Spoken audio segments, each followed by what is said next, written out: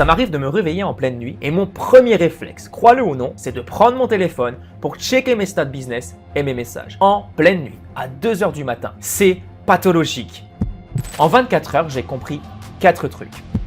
Il y a 24 heures, j'ai commencé une dopamine détox. Et hier soir, j'ai dit un truc à ma femme que je pensais jamais lui dire. Tu sais, je crois que cette fois, je la vis très mal. Parce que cette détox, c'est radical. Pas de réseaux sociaux, pas de YouTube en mode scroll, pas de série Netflix, pas de musique en fond, pas de stimulation constante. Juste moi, mon cerveau et le sevrage. Ce n'est pas ma première dopamine détox. Il y a quelques mois, j'en avais fait une pendant 30 jours. Et ça, c'était super bien passé. J'avais tenu, j'étais productif, j'avais géré. Mais là, 24 heures à peine, et mon cerveau gueule comme jamais. Et ça m'a frappé. Entre ma dernière détox et maintenant, mon cerveau s'est reconditionné. Il s'est réhabitué. Il a recréé les mêmes circuits que j'avais réussi à casser. Et maintenant, le sevrage est encore plus violent. Mais j'ai compris un truc crucial. Si je le vis aussi mal aujourd'hui, c'est exactement parce que c'est nécessaire de le faire. Parce que voilà la vérité que personne ne te dit. Si tu arrêtes une addiction et que tu replonges, même légèrement, ton cerveau reconstruit l'autoroute neuronale encore plus vite qu'avant. Et le prochain sevrage, il sera pire. Reste jusqu'au bout de cette vidéo. Parce que ce que je vais te montrer, c'est pas la version Instagram parfaite. C'est la réalité brute du sevrage. Ce qu'il se passe vraiment quand ton cerveau te réclame sa dose. Que ce soit pour le porno, pour les réseaux sociaux, etc. Avant que je continue, si t'es là parce que toi aussi tu galères avec le porno, avec ta consommation digitale, avec ton addiction à la dopamine facile, j'ai quelque chose pour toi. Une vidéo offerte où je t'explique pourquoi la volonté seule ne suffit pas à sortir de la dépendance et surtout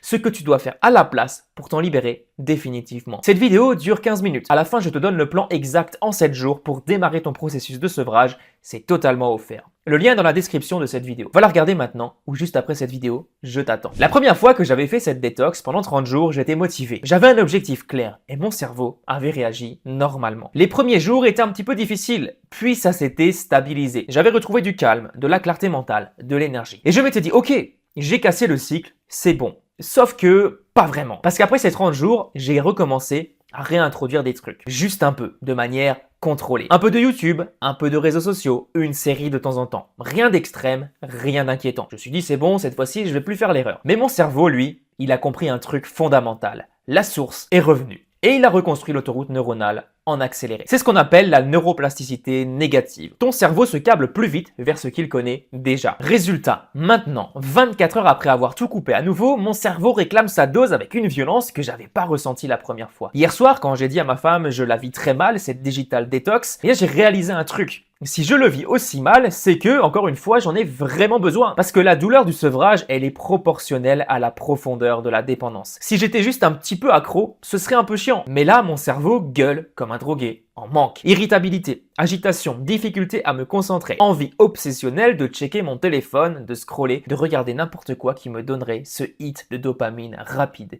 Et le pire, c'est que je sais exactement ce qu'il se passe. Je connais la théorie. J'accompagne des mecs sur le sujet de la pornodépendance depuis 4 ans. Il s'agit aussi d'une dépendance à la dopamine, en plus fort bien évidemment, mais c'est les mêmes principes. Ça ne change rien. Mon cerveau s'en fout de ce que je sais. Il veut sa dose. Et c'est exactement pour ça qu'aujourd'hui, moi aussi, je dois tenir face à ça. Parce que si mon cerveau réagit aussi violemment, c'est qu'il est profondément dépendant. Et si je cède maintenant, je valide cette dépendance pour des années. Laisse-moi te montrer ce que ça donne concrètement de tenir au fur et à mesure.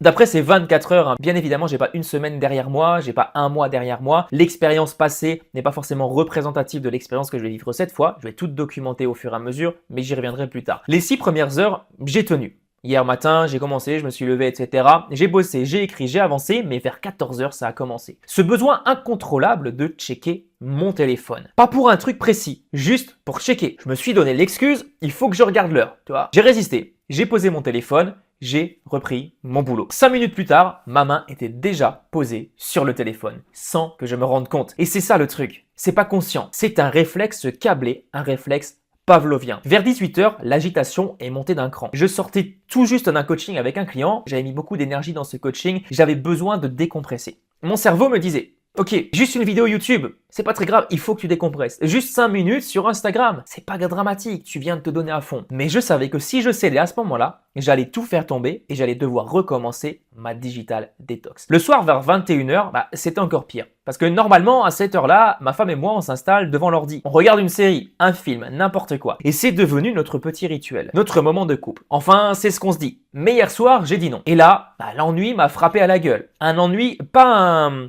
un ennui tranquille, tu vois, un ennui massif. pesant, comme si j'avais plus rien à faire, comme si ma vie était vide. Et je me faisais littéralement chier. Je ne savais pas quoi faire de ma soirée. Et c'est là que j'ai compris un truc. Mon cerveau avait oublié comment être présent, comment apprécier le calme, comment juste exister sans stimulation constante. J'ai passé la soirée à lire, sans musique, sans téléphone à côté, juste moi et mon bouquin. Ça faisait des mois que j'avais pas fait ça. Et c'était inconfortable, vraiment. Mon cerveau voulait plus de vitesse, plus de nouveautés, plus de dopamine. Mais je lui ai dit non. La nuit, ça va. J'ai plutôt bien dormi, même un petit peu mieux que d'habitude, mais ça m'a fait réaliser un truc. Parce que d'habitude, ça m'arrive de me réveiller en pleine nuit, vers 2-3 heures du mat, et mon premier réflexe, crois-le ou non, le truc que mon cerveau fait en automatique, c'est de prendre mon téléphone pour checker mes stats business et mes messages. En pleine nuit, à 2 heures du matin, j'étais arrivé à un point où même mon sommeil pouvait être interrompu par cette obsession de stimulation. Mon cerveau se réveillait juste pour avoir sa dose. Checker les ventes, voir les messages, scroller un peu. De temps en temps, ça m'arrivait, n'importe quoi, pour tuer l'inconfort du réveil nocturne.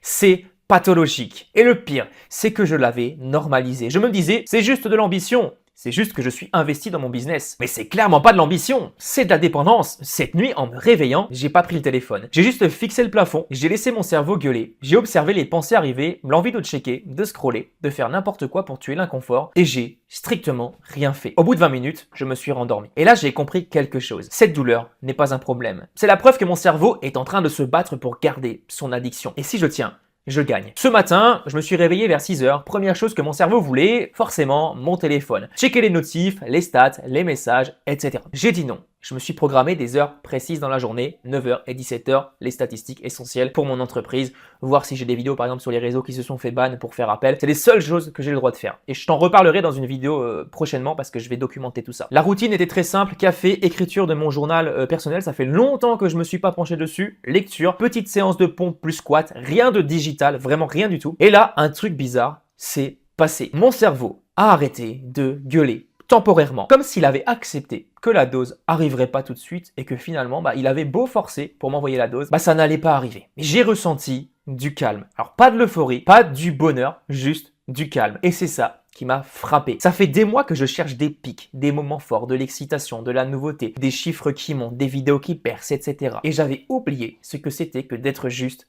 calme, présent dans mon corps, pas dans ma tête, pas en train de chercher la prochaine dose de validation ou de stimulation. Juste là, présent. En 24 heures, j'ai compris 4 trucs. 1. La douleur est proportionnelle à la nécessité. Si je le vis aussi mal, c'est pas parce que je suis faible, c'est parce que mon cerveau est profondément dépendant. Et cette douleur, elle me dit exactement à quel point j'en ai besoin. Plus ça fait mal, plus c'est nécessaire, mais c'est très important d'en prendre conscience. Si tu prends pas conscience de ça, malheureusement, tu ne pourras jamais changer un comportement destructeur. 2. La rechute mentale existe. J'avais pas replongé dans le porno, j'avais pas passé 8 heures par jour sur les réseaux, mais j'avais laissé mon cerveau se reconnecter aux sources de dopamine facile, juste un peu, de manière contrôlée. Les stats business, les messages, YouTube, les réseaux sociaux. Et ça a suffi pour que mon cerveau reconstruise l'autoroute neuronale. Au point de me réveiller la nuit pour checker mon téléphone. La leçon, il n'y a pas de juste un peu, pas pour moi, pas maintenant. 3. Le sevrage est plus dur la deuxième fois. Parce que mon cerveau sait ce qu'il a perdu. Il se souvient de la dose et il la réclame avec violence. C'est pour ça que je la vis si mal cette fois. Parce que mon cerveau a déjà goûté à la liberté et maintenant, il veut reprendre ce qu'il avait avant. 4. C'est maintenant ou jamais. Si je cède maintenant, la prochaine fois sera encore pire. L'autoroute neuronale se reconstruira encore plus vite. Et à un moment, je serai trop profond pour en sortir. Donc je tiens, même si c'est dur, même si mon cerveau gueule, même si j'ai envie de tout lâcher, parce que je sais ce qui m'attend de l'autre côté. Et parce que la souffrance que je ressens maintenant, elle me dit que je suis exactement là où je dois être. Là maintenant, je suis à 24 heures et je vais continuer 7 jours, 30 jours, 90 jours, aussi longtemps qu'il faudra pour que mon cerveau se recable. Je vais documenter tout ça, comme je te l'ai dit juste avant, ce qu'il se passe semaine après semaine, les moments de faiblesse, les victoires, les rechutes éventuelles, parce que je veux te montrer la vérité. Pas la version Instagram parfaite où tout est facile. Mais si tu es là en train de regarder cette vidéo, c'est que toi aussi tu sens que quelque chose cloche, que ton cerveau cherche trop de stimulation, que tu n'arrives plus à être présent, que le porno, les réseaux, ton téléphone, tout ça te bouffe ton énergie, ton temps, ta vie, tes relations. Peut-être que toi aussi tu te réveilles la nuit pour checker ton téléphone, pour scroller, pour voir tes notifs, pour n'importe quoi qui te donne ce hit de dopamine. Et la bonne nouvelle, c'est que t'es pas obligé de vivre comme ça. Tu peux décider de couper, de sevrer ton cerveau, de le recabler. Ça, toi seul peux le faire. Personne ne peut le faire à ta place, toi seul peux prendre la décision. Ça va être inconfortable, ça va être dur, ça va faire mal. Mais si ça fait mal, c'est que c'est nécessaire. Parce que dans 3 mois, 6 mois, un an, tu seras libre, libre de ton attention, libre de ton temps, libre de ta vie. Et si t'as pas encore regardé la vidéo offerte, elle est dans la description. Elle t'explique pourquoi la volonté seule suffira jamais. Et à la fin, je te donne le plan exact en 7 jours pour démarrer ton processus de sevrage, orienté porno bien évidemment, mais tous les conseils que je te partage dans cette formation peuvent t'aider pour les autres dépendances comportementales, par exemple les statistiques, les réseaux sociaux, etc. Pas de théorie, un protocole concret et directement actionnable pendant ces 7 jours. Le lien est en dessous, c'est offert, c'est le premier pas. À toi de jouer. On se retrouve de l'autre côté.